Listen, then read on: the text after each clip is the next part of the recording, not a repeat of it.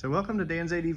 This is going to be a little different video than what I've been doing. This is going to be a review of the 15 or so accessories I've put on my 2022 KTM 1290 Super Adventure R. So some of these accessories I've been happy with, some I haven't been happy with, some I've had to modify to make them work. So I'm going to just go over all of them, and hopefully you'll find this useful if you're looking for accessories for your bike. All right, the first topic is going to be this top box. So this is a Touratech, which I did purchase to go on my Africa Twin. When I got this new bike, I did not want to buy another top box. They're pricey. However, I did not like Touratech's mount. I'll show you here a picture of it. It was multiple pieces. It just wasn't that elegant. And KTM Power Parts had this one, which I'll also show you a picture of, which was less expensive and more elegant. And I just assumed that they would fit, but that is not the case. The Touratech does not fit this rack out of the box. So no pun intended. So let me show you what I did to make this rack fit, or this box fit this rack. So this rack, the distance between here and here is actually shorter than the distance on the Touratech rack. So you can see the 2 feet in the back and the grab in the front. So all I did is move. I suspect these are made at the same factory, but in any case, you can almost see the outline here of this plate. But I took all the screws out and then moved it over 1 screw hole, so I didn't have to drill 4 screw holes. You can use the original and then exactly 1 different, and then this box fits perfect on that KTM plate. So that is the top box and the mounting bracket review. Now let's talk about my luggage for the soft luggage that I use. I don't use hard panniers, I use soft panniers. And a lot of times I'll also use just a soft top bag. This Mosko stuff I've had for a long time, and I suspect it'll outlast most of the bikes. I don't seem to keep bikes for just a tremendous amount of time, but I can't recommend Mosko enough. They put so much thought into all of their design. So if you're looking for a bag, they are not cheap, but I believe they'll last you a long time, and you can get a review on the Mosko bags. I'm not going to do that just right now. So for the pannier rack itself, let me take off the Mosko bag, just slides up. I have the Touratech pannier racks, and they make incredibly good stuff, but it is, like I said earlier on Touratech, it's pricey. It was all that was available, and I had to have it. It was during the part shortages, the supply chain issues. So I have those, and I really don't have anything to complain about other than the price, but they are super solid, and they almost act as a second set of crash bars.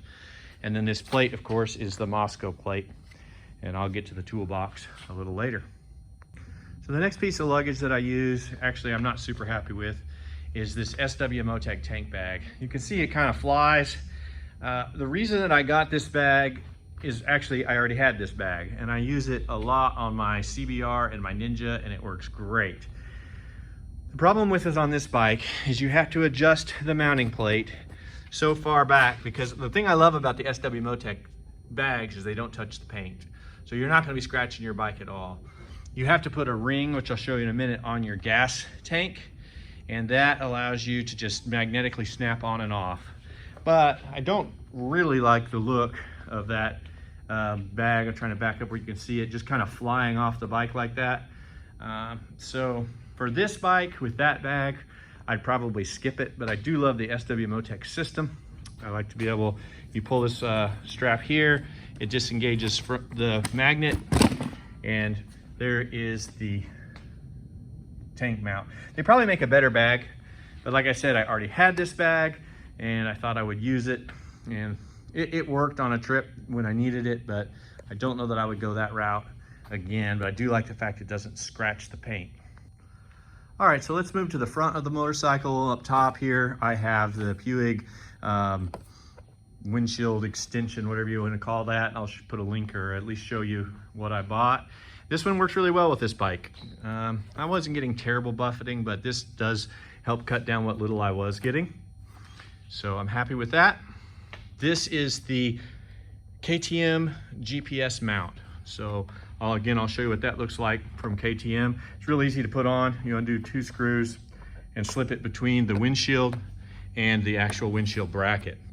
So it has one advantage that a lot of GPS mounts don't have. If you pull real hard to the right here, you can rotate it, and when you let it go, it'll stay wherever you put it. So you standing up, you can rotate your GPS where you can see it. That is nice. The only disadvantage is this whole tower is quite vibey. And if you're going on a corrugated off-road, you know, even a corrugated road or real hardcore off-road, you get enough vibration. It is pretty hard to see, I'll be honest. I did wire it to the keyed power, which is under the right panel over here. You can't see it, but it's over under the right panel.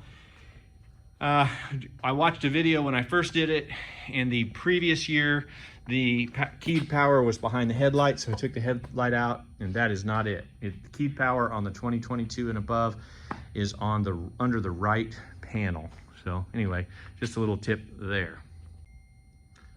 Okay, moving on to a few other things. I have the double take mirrors, which I do love the double take mirrors. What I do not love is the double take mirror ball mounts that don't have a nut on them, and I'll show you a link to those on Double Take website.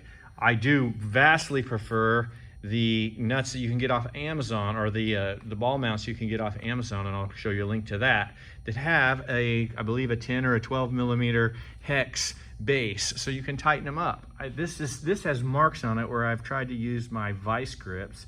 There's just nothing to hold on to tighten, and that is very frustrating. Why they do that is beyond me. So love the double take, get the mirrors, get the mounts from somewhere else. That's just my opinion. I do have a phone mount, standard RAM phone mount, nothing special.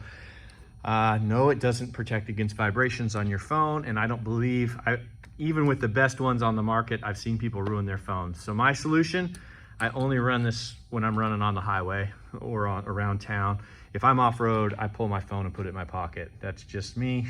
I just don't believe that that it can survive the kind of vibrations. And then as far as, I've got the ROX risers for my risers.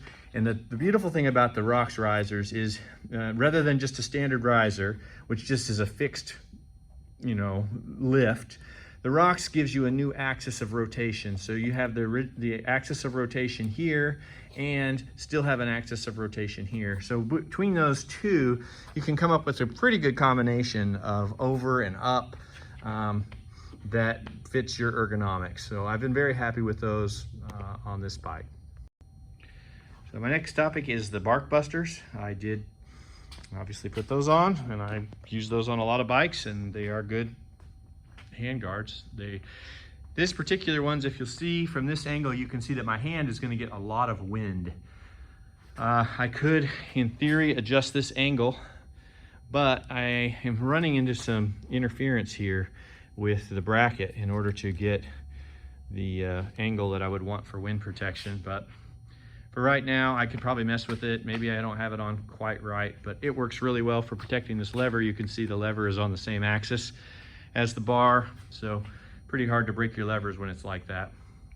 While we're on the hand grip, I did put the KTM factory heated grips on myself. Easy install, relatively easy, and that makes it integrate with the LCD screen, which is awesome. You can just go into a menu, turn them on. The other nice thing about this bike is it remembers your settings. So when you go into a restaurant or whatever, come back out, your heated grips are right where you left them. Okay, now it's time to talk about crash protection. So for the first quite a while, actually, I did not buy crash protection. This bike comes with bars and a skid plate. And I did watch a video of a gentleman that got a rock on his skid plate and did quite a bit of damage. And so I inspected my own skid plate, which I have here, and found out I had bashed my skid plate pretty severely, and I haven't done that much aggressive riding, I didn't think. Fortunately, I did not damage my exhaust or my engine. The brackets that hold the skid plate on were damaged. So I have recently installed this Outbackmotortek upper and lower crash protection and their skid plate. I've used this on the Africa Twin. I do like their stuff. It went on really easy, relatively. You just leave everything loose until the end, and it really does appear to be some solid crash protection, so I'm very happy with that. Okay, we're coming down to the end here of this video. I have laid the factory seat over my rally seat. You can see the factory seat is scooped. And what I did not like on that, it was fine for a little while, but when I wanted to, you know, get my knees some relief, anytime I'm locked in this position, my knees get tired. I don't have, at least I didn't have yet, any highway pegs or anything like that. And so what I ended up doing is I would actually sit on the passenger seat for a while just to get some knee relief. So when I got back from my original big trip, I bought this rally seat. So now I can scoot all over the seat. It is comfortable. I actually kind of like the way it looks. Some people hate the way it looks. I guess it's all a matter of opinion. It's a little taller, and I like it. The two other kind of cheaper things I've done, I did buy off of Amazon these foot pegs. I just don't see yet a reason to go on expensive pegs. These are huge, and I like them. It's possible that they will not survive, but I don't see it. I think they're metal, and I think they're gonna be solid.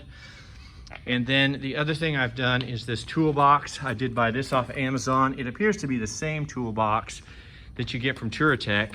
I did have to modify a little bit of a mount here. That's kind of my own fault.